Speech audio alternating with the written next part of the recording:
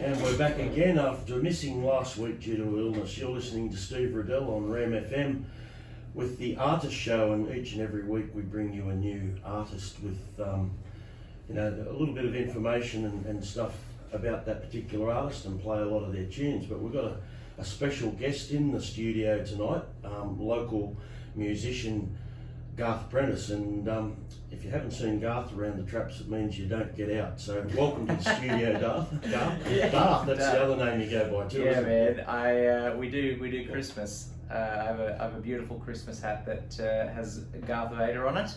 That's what I make my students call me at Christmas time. Garth Vader. Garth Vader. Yeah.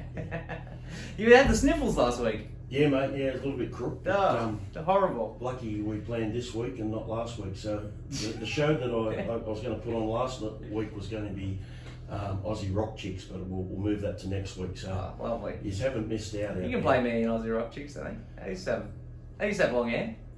Back in the day. Yeah, back in the day. Now it's fallen out. So back in the day, mate, I think you're a Tamworth boy. Is that right? Yeah, man. I grew up in Tamworth until I was nearly 18.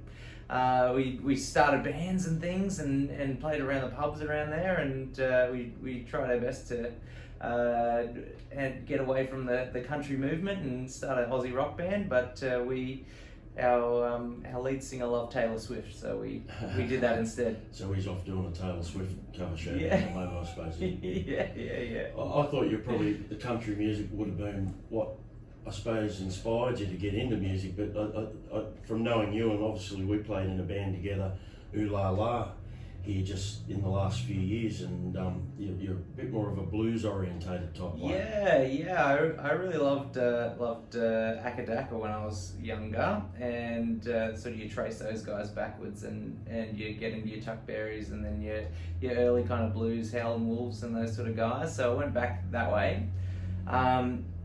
Yeah, and it wasn't really till I moved here to Goulburn that I really remembered a lot of the country stuff that I was doing. There was like this transition when I moved here for the first couple of years in the pubs, and you've probably experienced this too, playing out there. But the requests slowly started to change from 80s Oz rock, and kind of finished with the horses. Yeah. And then it started to transition into country. Play the Gambler, all those types of songs. Here every week. Yeah. So I was here for 2 years and had Oz rock covers just like in Newcastle and in Tamworth, and then it started to transition. And then as I started to get these requests, I was like, oh, I know these songs. I grew up around it and went to see country bands, and we still love country music and things.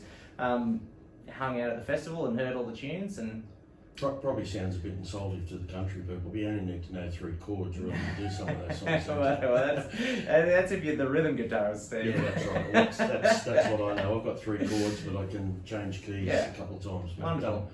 You got a good yodel? Oh, well, I've never tried yodeling, but we'll get to that one day, I suppose. We're going to get it on air tonight. Steve's yodeling. Yeah, we'll work on that in the break. So you also had a little stint in Newcastle before you arrived here in G-Town? Yeah. So I moved to Newcastle when I'd finished school. I actually spent a year in the chicken hatchery working there, and thought we can't be doing this. So I went off to uni in Newcastle, and I was there for 4 years. And met some really awesome musicians there, and learned how to play and really get the most out of the guitar and my vocal cords, and then after uni I moved here, but I did record an album with the guys, my band called Garth and the Apprentices in Newcastle. So I think we're going to play some of that stuff later, right? Yeah, well, we've got them on the list here. Hopefully that's the case. And speaking of G-Town, that's what the album's called. It's called Welcome to G-Town. So that was your self-welcoming to Goulburn. But patted myself on the back. Yeah. For those who don't know, either Garth is one of the rock teachers, or I think in the rock conservatorium section up there at the Goulburn Conservatorium. So he's probably taught a fair few kids out there how to play a bit of guitar and do other little musical things up there as well. So Yeah, we do a bunch of stuff up there, man. It's I've been there. I'm coming up to 10 years. Wow. Yeah. Oh, yeah. Yeah, so I'm getting old, and so been in there for 10 years and been busy as that whole 10 years. We've built rock band programs, and I've got a little bluegrass band there now, and there's so many programs that we do, and heaps of our kids have just done amazing things out there in the community. What I have noticed with the con ever since it's kicked on, and it's probably a bit of your influence as well, but guys like Luke Wilden and stuff, the amount of players that are around Goulburn now, as in younger people, and there was a few around years ago, but now the quality is so much more there too. The kids that are coming out of the conservatorium and other musical places and stuff, even learning crap on the internet and things like that. Yeah. They're leaving us oldies behind with our three-chord tricks. Yeah, I miss Luke. So Luke Wilden, a fabulous guitarist, used to run the rock band program here. He moved away to be a part of the country band Hurricane Falls. So we traded spots. He went to Newcastle and I come here. Yeah, that might have been the plan. You can't. Yeah. There's not enough room in town for both of us. Is that the case? That's right. It was either knuckle dusters or he had to move. Yeah. So I think he took that option there. But it's so fantastic to see so many kids taking it on, and just like they get to a point where they start their own bands and then go out in the community and put on their own gigs, and it's been fantastic. And well, yeah, a few local bands that are floating around now, like Leaving Reality and Midnight Mojo. They're all con students and stuff like that. They come through there, and there's a fair bit original scene, and there's a couple of metal bands floating around, and yeah, it's so good. A lot of them move into the cities and things, and that we get a bit of a gutting in our kind of 25 to 30-year-old musos, but it's been fantastic to see some sticking around, or even just coming back to do things around here. Yeah. As I say, there's a fair bit of talent out there, and a lot of it is grown up there with you guys at the con. So I suppose we just water the seeds, Steve, and they grow. Yeah. They grow themselves. Well, they do, but they've got to have that inspiration to want to try first. So it's a good place for any youngsters who might be listening, or parents looking to get their kids into something that, kids that may not necessarily be sportsmen and things like that, may have that musical background or musical, talent or need that needs to be watered, as you say. Yeah, yeah, man. We get a bunch of so many kids up there that are looking to find something, a hobby or an outlet for their creativity, and it's great that we can supply some of that inspiration, as you say. Yeah.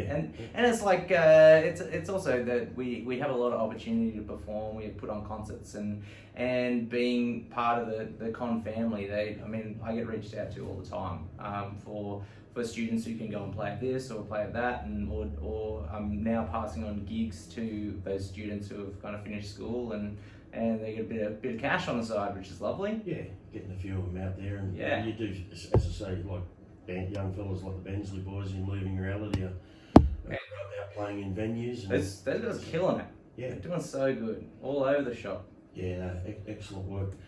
So just having a bit of a look at the list of music that you provide me here. So back in, back in the day, quite a few artists here I see that you were maybe inspired by. And you got one here by Powderfinger. What was all that one about? Oh man, I've seen Powderfinger 2 times live, and both times I went to see the other band.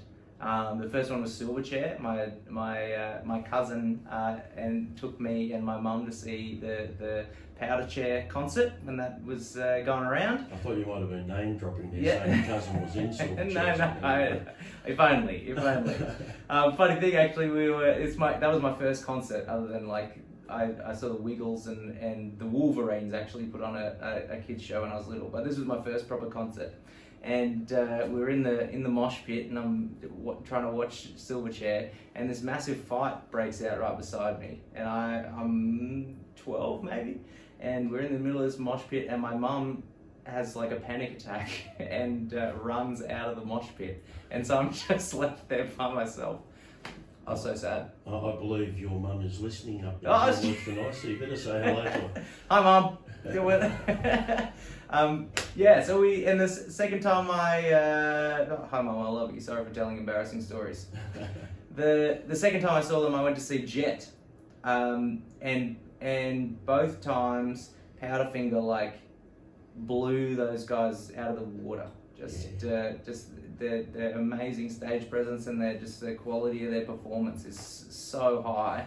And this is a song we used to play in my band all the time, and it's a really fun little tune. On my mind, yeah. I actually first heard this tune. It came off, might have been PlayStation 3 or something like that. But yeah, great song. So let's listen to "Got You on My Mind" or "On My Mind" by Powderfinger. I wanted to be Got You. Yeah.